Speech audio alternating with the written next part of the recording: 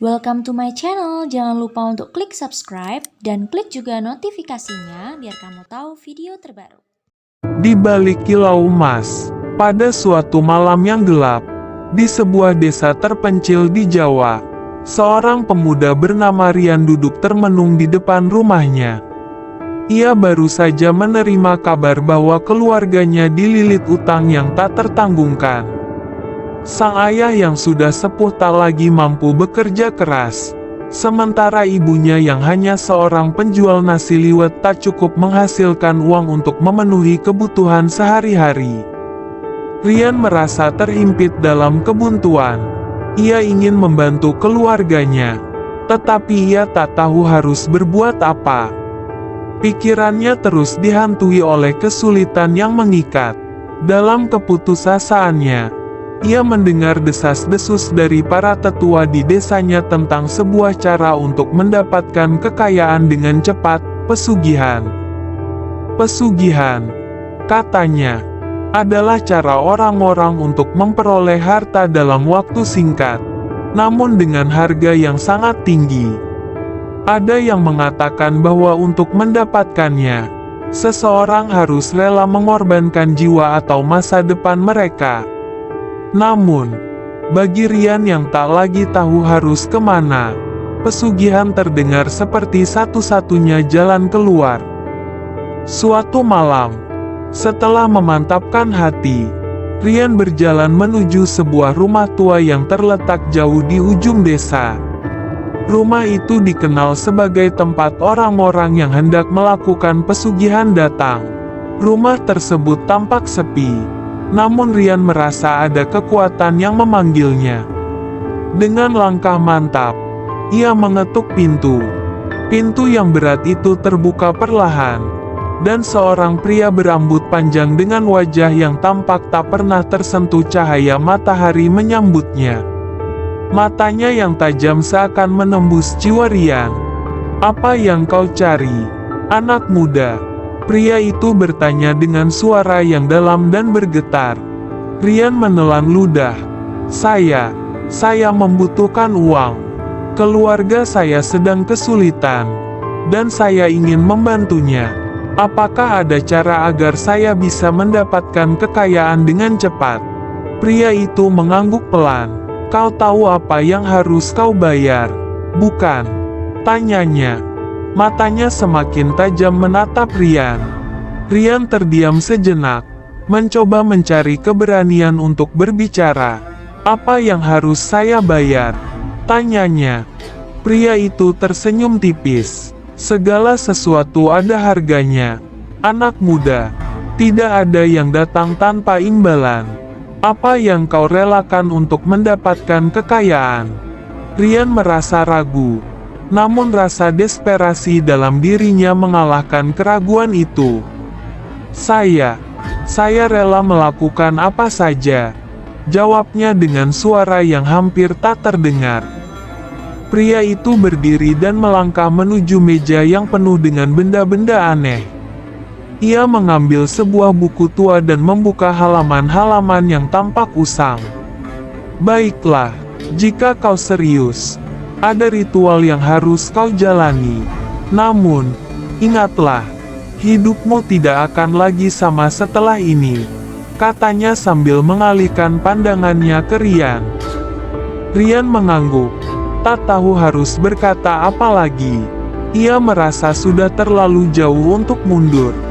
Malam itu juga, pria itu mulai mengajarkan Rian bagaimana menjalani ritual pesugihan. Mereka menyiapkan sesajen dan melakukan doa-doa aneh yang tidak dipahami Rian. Suasana malam itu terasa mencekam, seperti ada sesuatu yang tak terlihat mengawasi setiap gerakan mereka.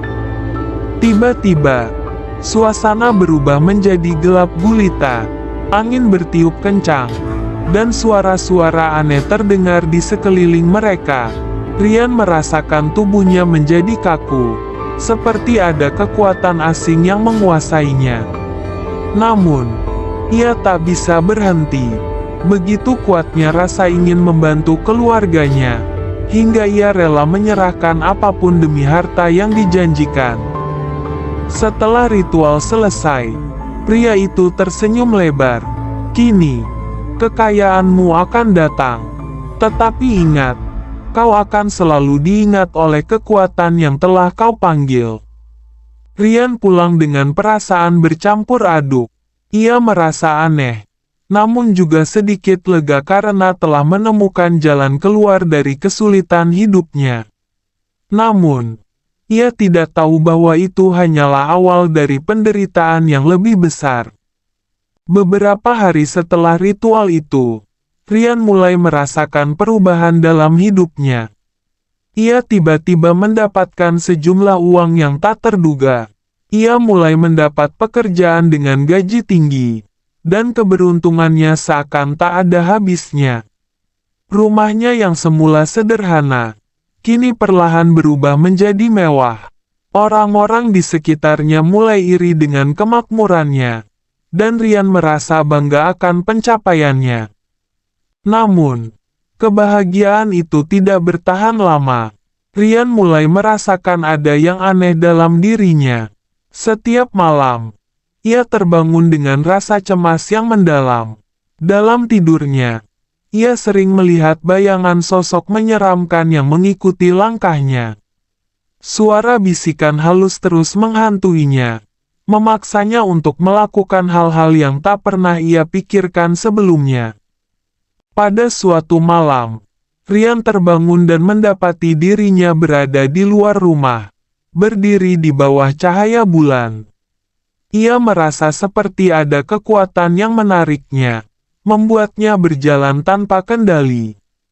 Tak lama kemudian, ia menemukan dirinya berada di sebuah tempat yang asing, jauh dari desanya. Di sana, ia bertemu dengan seorang perempuan yang mengenakan pakaian serba hitam.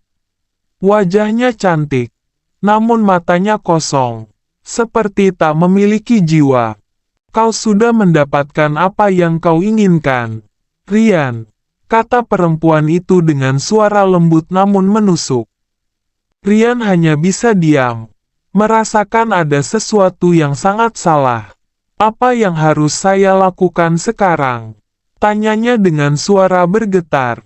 Perempuan itu tersenyum sinis. Sekarang, kau harus membayar harga yang sebenarnya.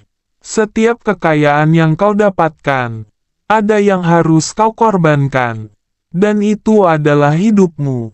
Rian terperanjat. Apa maksudmu? Perempuan itu mengulurkan tangan. Dan tiba-tiba sosok pria yang ditemui Rian di rumah tua itu muncul di sampingnya. Kau sudah memilih jalannya, Rian. Kini, jiwa dan hatimu adalah milik kami. Rian terjatuh. Seakan-akan dunia di sekitarnya runtuh. Ia ingin berteriak, tetapi tak ada suara yang keluar. Semua yang ia capai, semua yang ia impikan, kini terasa hampa. Uang dan kemewahan yang diperolehnya tak lagi berarti apa-apa. Apa yang terjadi dengan keluarga saya? Rian berbisik, memikirkan orang tuanya yang menunggu di rumah. Keluar dari pesugihan ini bukanlah hal yang mudah. Mereka akan terjebak dalam kehampaan yang sama seperti dirimu. Jawab perempuan itu dingin. Hati Rian hancur. Ia merasa terjerat dalam lingkaran setan yang tak bisa diputus. Setiap langkahnya kini terasa seperti bayangan yang tak bisa ia hindari. Ia telah menjual masa depannya. Telah mengorbankan semua yang berarti untuk mendapatkan sesuatu yang sementara. Beberapa minggu kemudian, kehidupan Rian berubah. Kekayaannya mulai menghilang. Pekerjaan yang ia peroleh dengan mudah kini terasa membosankan dan tak ada artinya. Ia merasa semakin terasing, seolah-olah ada sesuatu yang terus menariknya ke dalam kegelapan. Ia mulai mendengar suara-suara aneh, melihat bayangan yang tak pernah ia lihat sebelumnya. Hingga akhirnya, ia sadar bahwa ia tak bisa lagi kembali. Setiap malam, ia selalu terbangun di tempat yang asing, jauh dari rumahnya. Dan sosok perempuan itu selalu menunggu. tersenyum sinis di hadapannya. Pada malam yang paling kelam, ketika hati Rian sudah benar-benar hancur, ia pergi ke tempat yang sepi, jauh dari desanya, dan mengakhiri hidupnya. Namun, itu tidak berarti akhir dari penderitaannya. Kisah Rian mengajarkan kita tentang harga dari setiap pilihan yang kita buat. Kadang, ketika kita berada dalam keadaan terdesak, kita tergoda untuk mencari jalan pintas yang terlihat mudah dan menggiurkan. Tetapi, kadang jalan tersebut membawa kita ke dalam kehancuran yang tak terlihat di awal. Amanat dari kisah ini adalah bahwa tidak ada yang dapat menggantikan harga dari kehidupan yang sebenarnya. Tidak ada kekayaan yang bisa membeli kedamaian hati. Jika kita memilih jalan yang salah, kita mungkin kehilangan lebih banyak daripada yang kita bayangkan. Dalam kesulitan hidup, kita harus berani menghadapi tantangan dengan cara yang benar.